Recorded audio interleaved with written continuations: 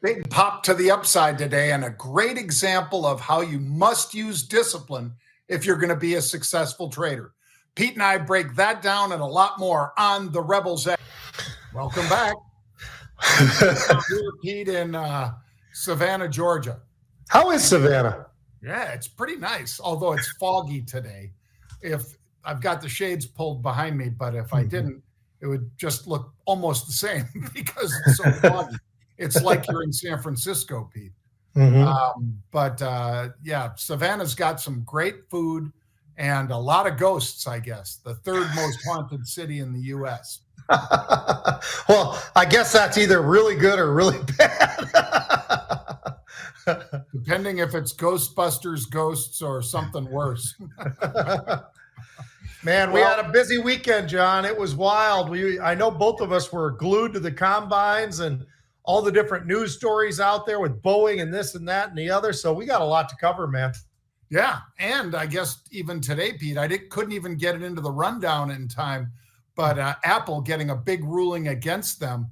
Swedish firm Spotify basically comes out and, the European Union ruled in Spotify's favor. And for those who don't know, that's a Swedish-based company, I think, Pete.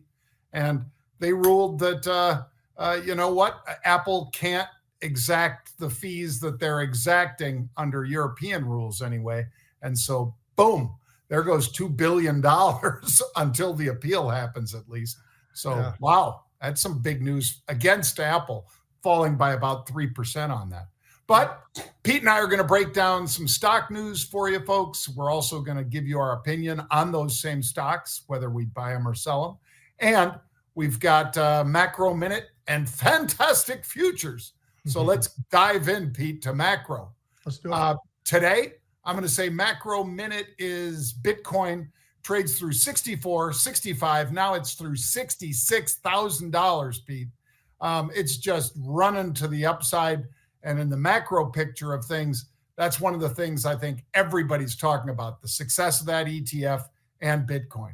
Well, I would exactly agree with you, John. As a matter of fact, I was going to say the same thing. 63,000, 64,000, 65,000. Now we're over 66,000. And that's just today. But the reason why it is so macro is it's not just Bitcoin. It's anything and everything that's around Bitcoin that's being affected as well. So take a look at MSTR or some of these different names that we always correlate to these things, and you'll know exactly what I'm talking about. Some unbelievable moves to the upside, to downside. You always just wonder, though, when does the music stop?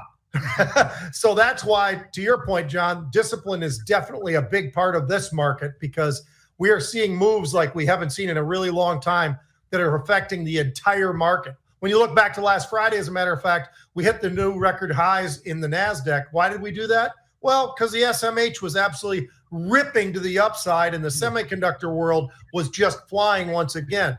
So there's triggers everywhere, catalysts everywhere, but you better be disciplined. Yeah, and we'll get to that, but Pete's right. You always want to be disciplined. Hashtag DDA, discipline dictates action. All right. Let's talk for a second, Pete, about fantastic futures. Fantastic futures. Well, fantastic futures could have easily been Bitcoin, but this is up as much as Bitcoin, folks, in terms of percentages, and that's nat gas.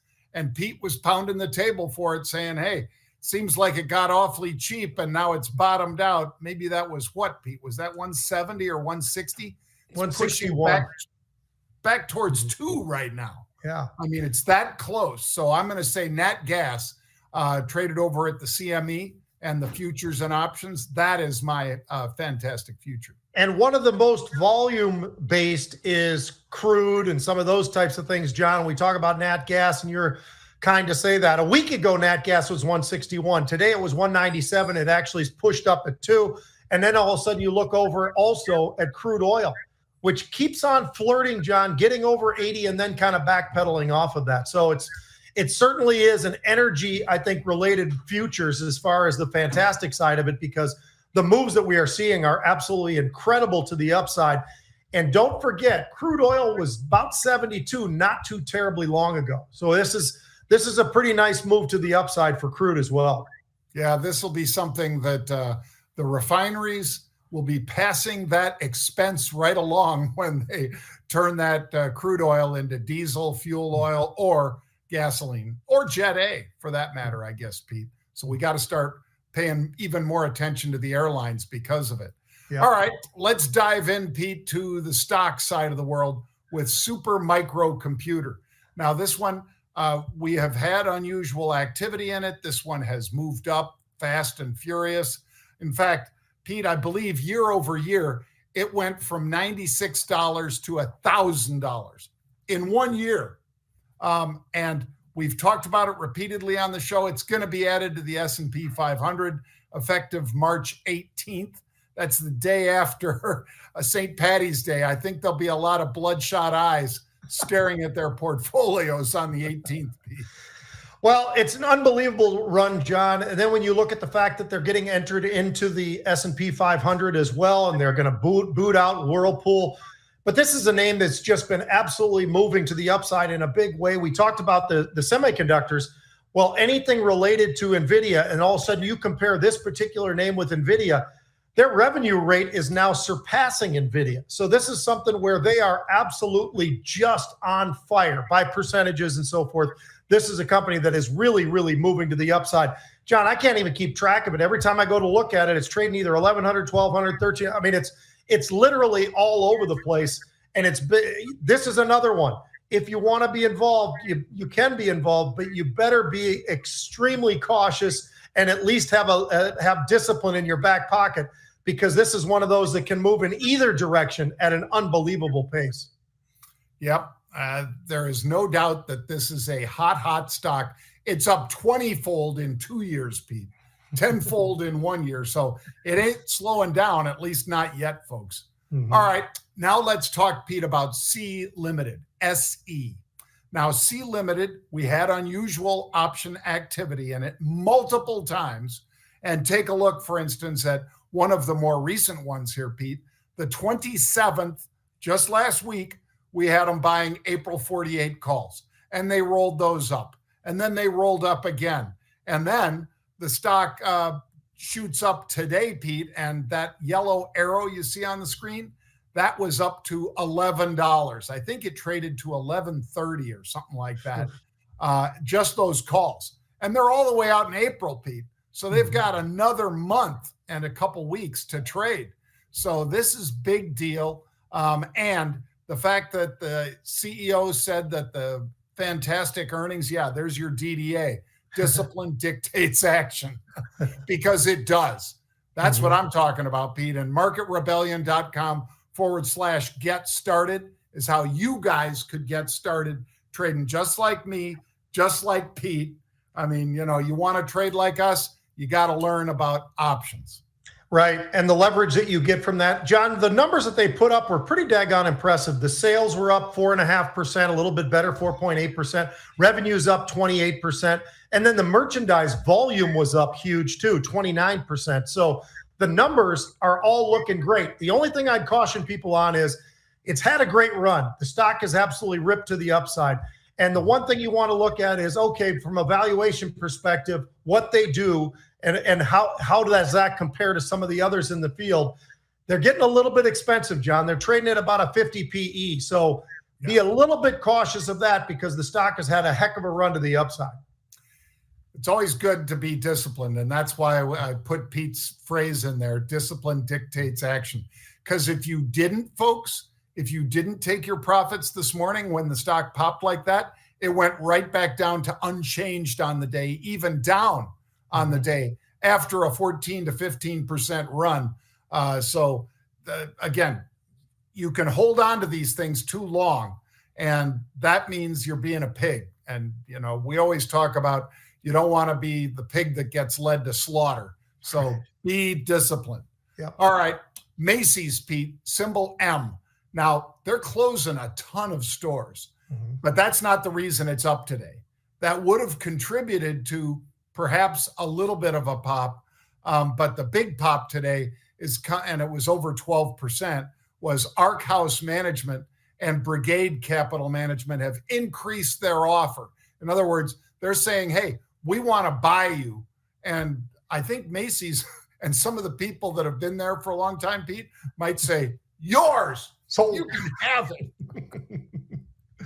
yeah, I think so too, John. Well, it's a little over a $6.5 billion bid. So they've jumped it up once again. And you're talking about $24 a share. The previous was $21 a share. The stock is almost right there. And it's had a nice little bit of a move to the upside, John. But they are going to shutter 150 stores. That's the plan that they've got. Comp sales were down about 6% year over year.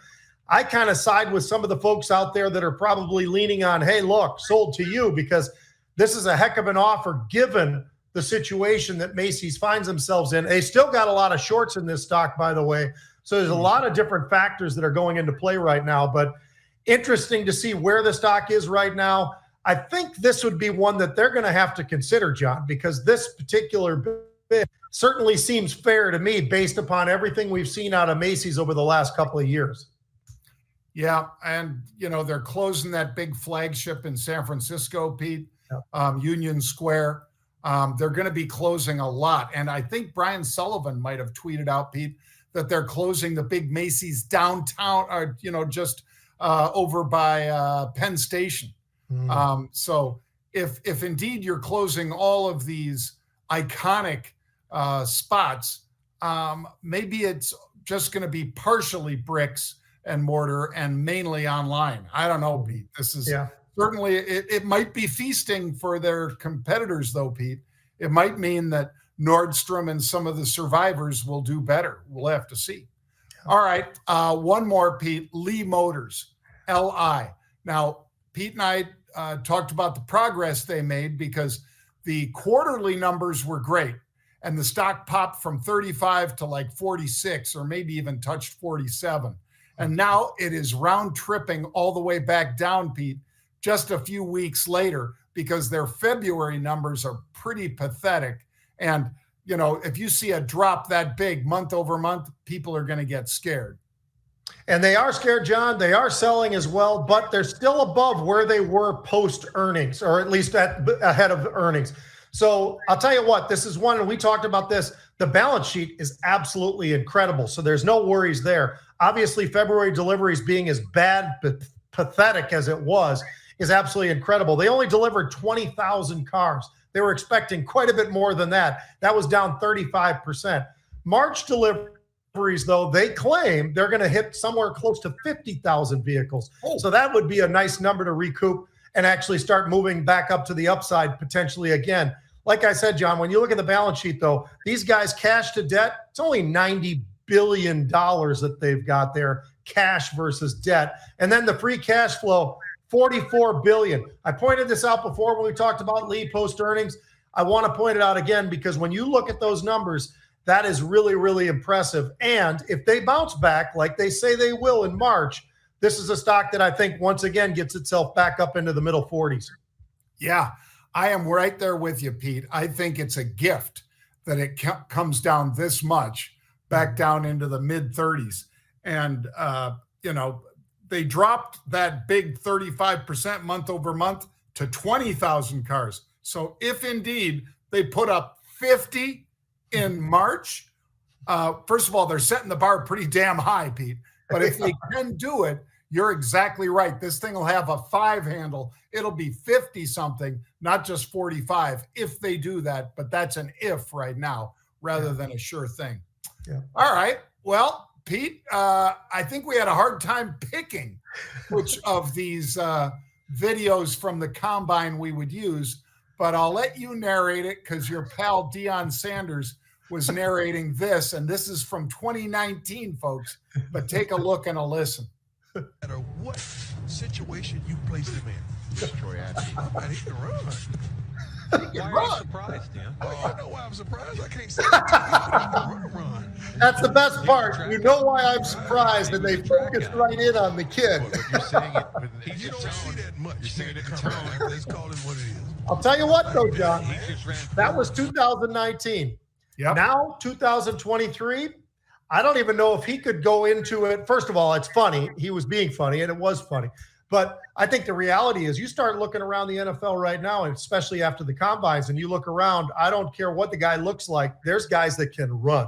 And I'm talking about different colored people, black guys, white guys, whatever. I'm also talking about every position, big guys, little guys, whatever. Some of these guys are just motoring, John. Absolutely incredible. It is a different game today than it's ever been. And I think each year it just gets that much better from a talent perspective.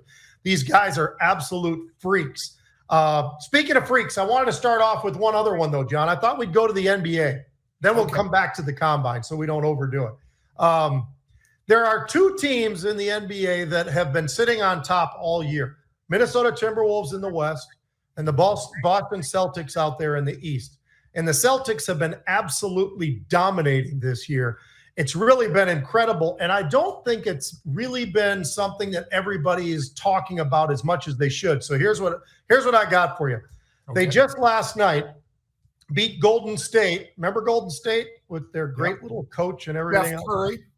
Yeah. So 50 points they beat them by, John. They had 3 games this year where they have beat opponents by 50 or more points. 50 or more points. They're 29-3 at home. They were undefeated for a long time. They're now 29-3 at home, 19-9 on the road. When you look at just about everything, by the way, their 10 game, you always look at what do they look like over the last 10 games. You could actually look at 11 for them because they've won 11 in a row. This is a team that's absolutely on a roll. And here's the best part. I think you'll appreciate that. Their top 8 players all play unless unhealthy. And I'm talking about load management. That's another reason why people love the Celtics, because it's a blue-collar city. People love going to those games and supporting all the different sports out there, John.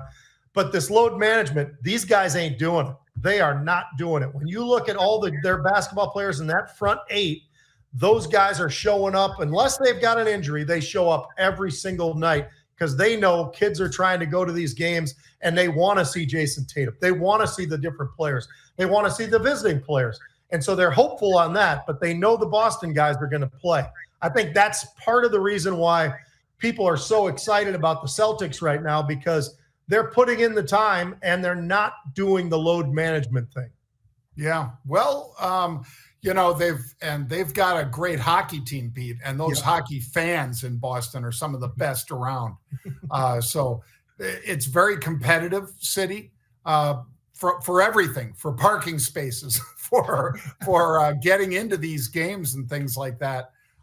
It is something that I think the players are very proud to be playing before fans like that are very knowledgeable fans. And also the Celtics, Pete, have been in the playoffs and going fairly deep in the playoffs consistently now. Now, your Timberwolves have been right at the verge. They've been in the playoffs and they usually lose in the first or second round. But this could be a whole different Timberwolves team this year. And that would be great if those two could meet. I think that would be a great matchup, Pete. Yeah, that would be fun. Actually, the Timberwolves slipped a little bit. They lost a game last night, and right now, for the moment, Oklahoma State just bounced in front of them. So, not Oklahoma State. Oklahoma has just got in front of them. So, it should be interesting. Anyway, on to the combine, John. So, what were your takeaways? My takeaway was the depth at wide receiver, the depth at offensive lineman, and the depth at those edge rusher guys that everybody wants, everybody needs. That was incredible. Was there anybody specific? Because you were sending me stuff, I was sending you stuff, but you were sending me time after time after time on the 40-yard dashes, and absolutely incredible. A record-breaking year, actually, for the combine. Yeah, and some of the skill things they do, Pete, I wasn't quite as impressed by. These are fantastic athletes. So, just full stop right there. Fantastic athletes. But some of the drills that they do, like the quarterback, how hard does he throw? Milton, of course, that started at Michigan and then went down to Tennessee, I think, right, Pete? Yep. He was one of the strongest. I think he was throwing like 62, 63 miles an hour. So that's a lot of speed on that ball. And right behind him, is JJ from Michigan. He was, I think, the second fastest. But his accuracy on some of his passing, Pete, to the guys running out patterns and things probably didn't help him because he's a guy, of course, at Michigan that's not throwing 40 times a game. Right. They throw sparingly, I'll call it, Pete, because as Pete has said all year, they run a 3 tight end offense. They're going to smash you in the mouth and say, go ahead and try to stop us. And as soon as you do come up to the line to do that, then he throws. But JJ's a good quarterback. He'll go somewhere. I've heard, a lot about him going to the Vikings, Pete. Yep. Number That's 11. what I keep hearing, that they liked the interview and so forth. But so my favorite, I like the tight end position a lot this year. Yep. Big, strong tight ends. Doesn't matter if they played at a small school or a big school. There's a kid that played at a very small school, Pete, that is very impressive. He's 6'7", 6'8", and 275 pounds. That's a huge target, and he's super athletic, big white kid, and he can run fast and dunk because he also plays basketball. So he's not just a basketball player that they're trying to convert. He's a football player that also plays basketball. So shows that he's very impressed by those tight ends. And Yeah. I'm anxious to see who the Raiders go for at quarterback too, Pete, because that's going to be an interesting position. And I've seen Cousins mentioned a lot as the guy that might be going over there. Yeah, it's funny in Minnesota, they really don't know. They haven't been able to get a clean read on whether or not Cousins is going to stay, or can they afford to have him stay, I should say. They'd love to have him back, but can they? And I think that's kind of where they stand. So it makes it a little difficult. There's a lot of landing spots for him.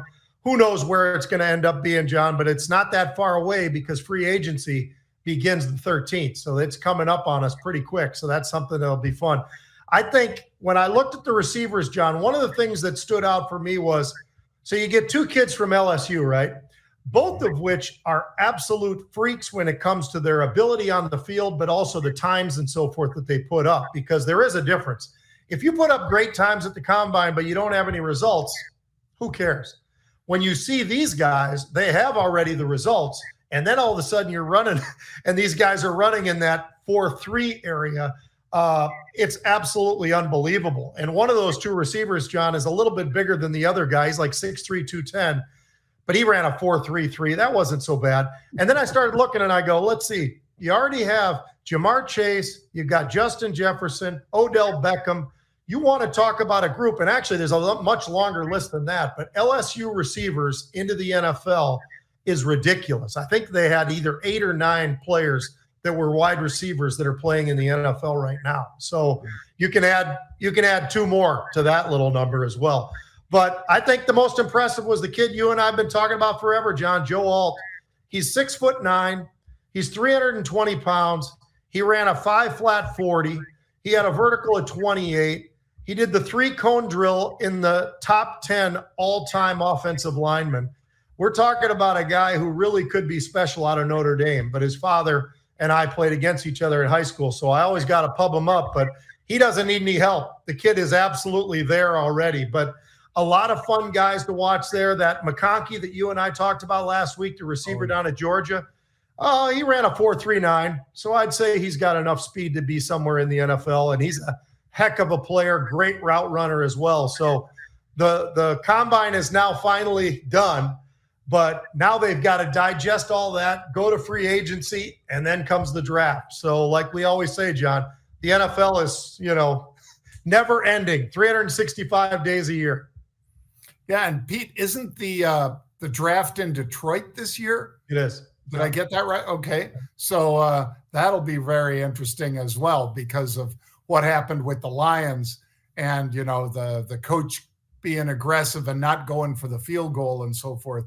There'll be a lot of talk about that and how he kind of left the fans hanging with that one.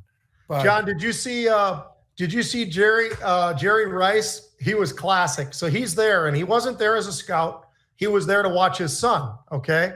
Now, Jerry Rice, one of the all-time greatest receivers in the NFL, right? I mean, absolutely unbelievable numbers his whole career. And that was in a different NFL because they didn't throw it as much as they do now. And his numbers still stand up. But so he's there, and he's got this beautiful necklace with all this gold and diamonds all around it, and it says 7-Eleven. And they said, what does that mean? And he goes, open 24. He's open 24 hours a day. He's always open, John. It's I like great, that. man. It was Yep, awesome. as a receiver, always open. Yep. Because he was too, Pete. Yep. Great route runner. There's another guy that was always open too, Randy Moss. Yep. And when you look at the seasons he put in Minnesota, Pete, and then with the Patriots, Randy Moss was, even when he was covered, he was open because he'll go up and take it away. Yep. That guy was, a whole different level. I'm not saying he's better than Rice, but I'm saying that I don't know if you had the choice between those two. I don't know who you take, Pete. That you really can't lose with either one. No, two, they're absolute Hall of Famers, deservedly so. Yeah. Well, make sure you join us tomorrow, folks, for the Rebels Edge. Will be coming your way at 1 p.m. Eastern Time, as we do Monday through Thursday. If you'd like to check out all the offerings at Market Rebellion, go to marketrebellion.com/get started. That's marketrebellion.com/get started. And tomorrow we'll push the book, which you guys love telling us on social media. You love the commercials. Well, they're ramping those things up too, so you'll see them more. You can claim your book, by the way, at itsnotanoption.com. That's itsnotanoption.com. Thank you, Jared, for throwing that up there. Whoops. There we go. Anyway, thank you, folks. We'll see you tomorrow at 1 p.m. Eastern Time.